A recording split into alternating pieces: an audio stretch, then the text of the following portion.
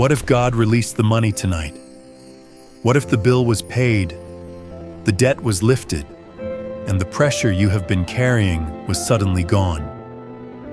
But let me ask you something. Would the money actually bring peace?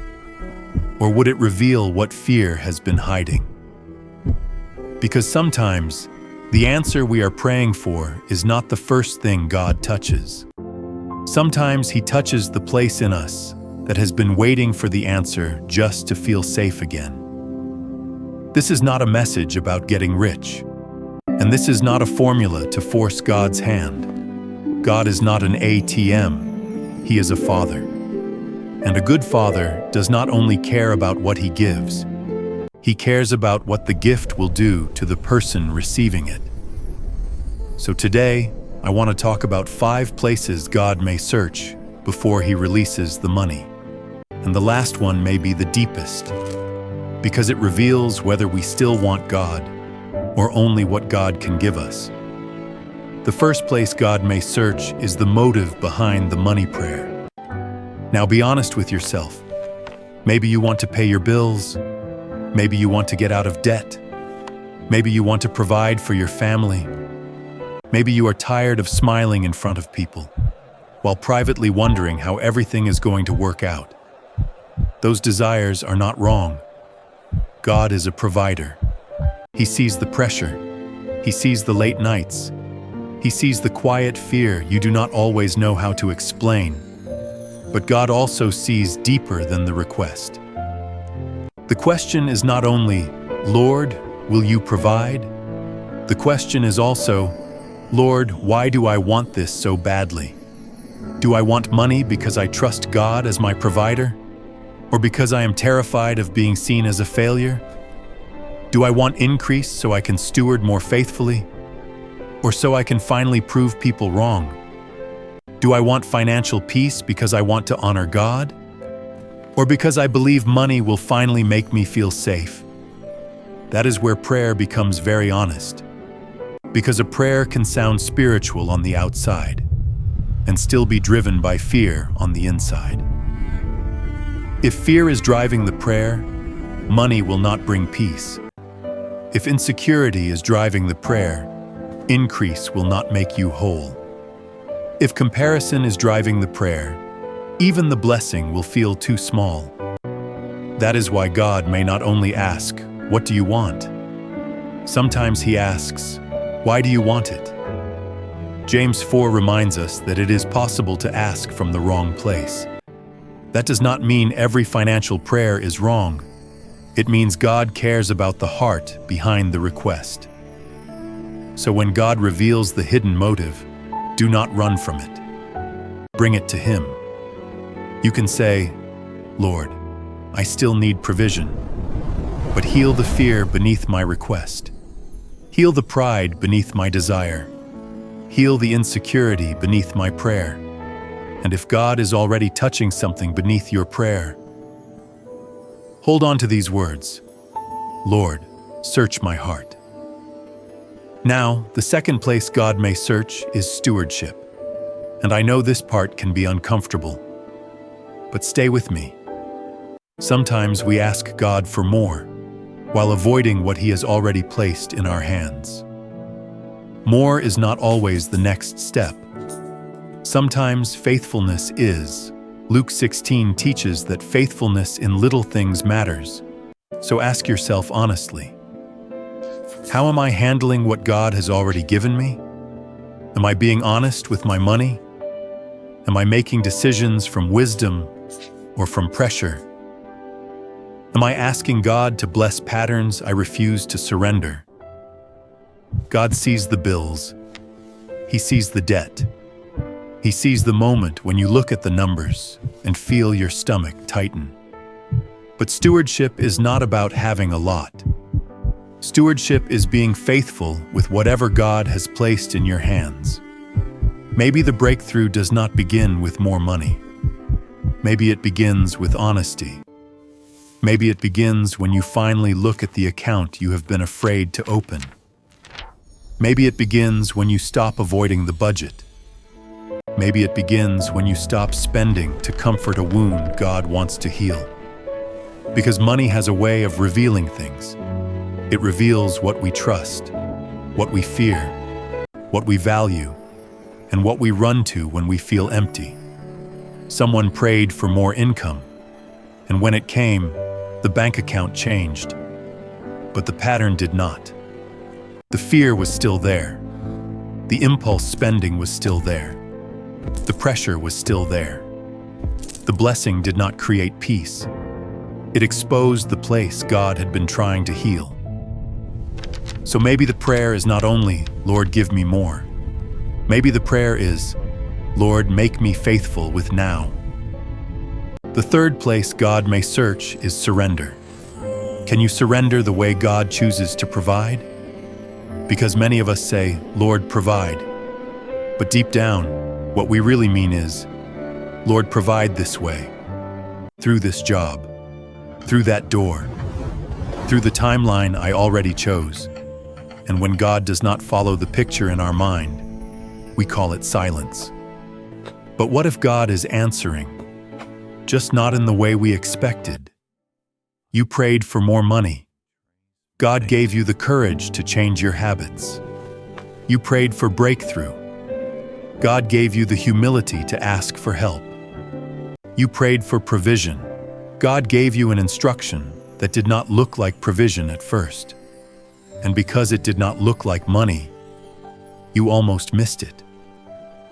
Sometimes God's answer does not look like money at first, because He is giving you the wisdom that will protect the money when it comes. Sometimes His provision arrives as income. Sometimes it arrives as wisdom. Sometimes it arrives as restraint. Sometimes it arrives as peace before it arrives as proof. Surrender says, Lord, I need you to provide, but I will not control how you do it.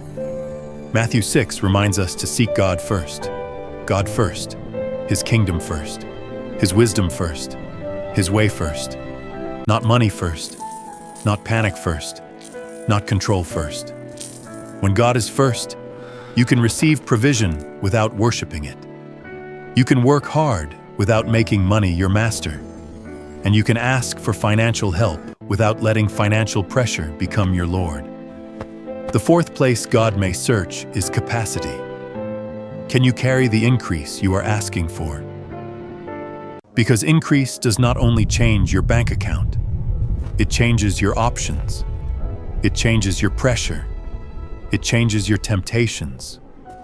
Some people think they are only asking for more money, but God sees the weight attached to it. Every increase carries a weight, and God will not place weight on a heart He is still trying to strengthen. A child may ask for the car keys, but a wise father does not hand them over before the child is ready to drive.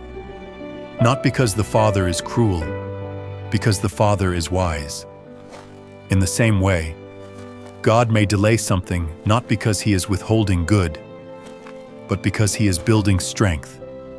That is love, even when it feels like delay. Some blessings do not destroy people because they are bad. They destroy people because they arrived before the heart was ready. God is preparing the person who will carry the answer. Because the blessing is not only about receiving it, it is about remaining faithful after it comes. Can your humility survive the increase? Can your character carry the promotion? Can your prayer life survive comfort? That question is not meant to scare you. It is meant to prepare you. God does not want the answer to cost you your heart.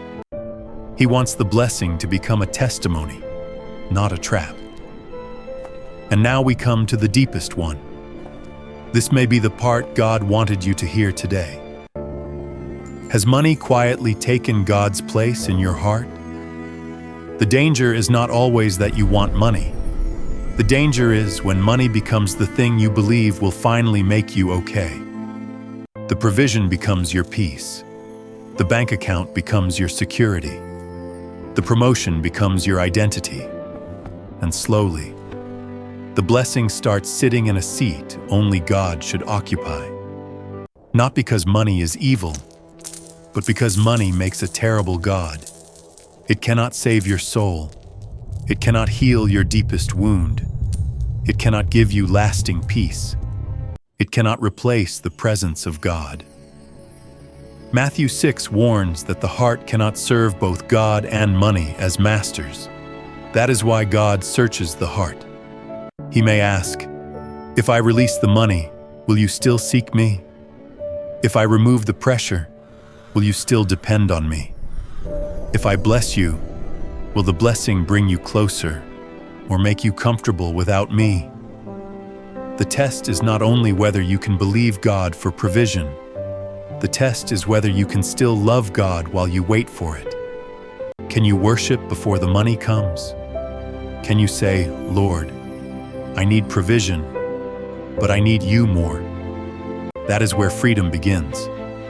When God is first, money becomes a tool. When God is first, provision can be received with gratitude. When God is first, increase does not own you. And when God is first, you can receive without losing your heart. Maybe you have been praying for money, but God has been reaching for your heart. This is why the prayer matters. Lord, search my heart. Psalm 139 gives us that kind of prayer.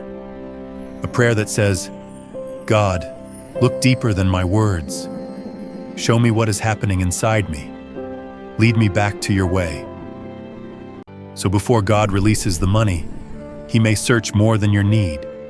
He may reveal your motive, your stewardship, your surrender, your capacity, and your worship, not to condemn you, to prepare you.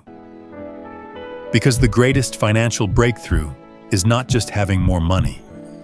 It is having a heart that belongs fully to God, whether the money comes or not. And when that heart is ready, the provision can become a testimony. The money can serve God's purpose instead of stealing God's place. Now pray this with me. Father, search my heart. You know what I need. You see the bills. You see the pressure. You see the debt. You see the fear I have not spoken out loud. I believe you are my provider. But before you release more into my hands, prepare what is inside my heart. Heal the fear beneath my financial prayers. Remove the pride beneath my ambition. Teach me to be faithful with what is already in my hand. Give me wisdom and discipline where fear has been leading me. Prepare my character for increase. And above all, never let money take your place in my heart. I still ask for provision, but I choose you first. Before the breakthrough, you are enough. Before the money comes, you are still good. And when the provision is released, let it bring me closer to you, not farther away. In Jesus' name, amen. If this message spoke to your heart, write this in the comments. Lord, search my heart. And subscribe to Bible Truth Deliverance. Because we are not just learning how to ask God for more. We are learning how to become people God can trust with more. Before God releases the money, He checks the heart. And when your heart belongs fully to Him, the blessing will not become your master. It will become your testimony.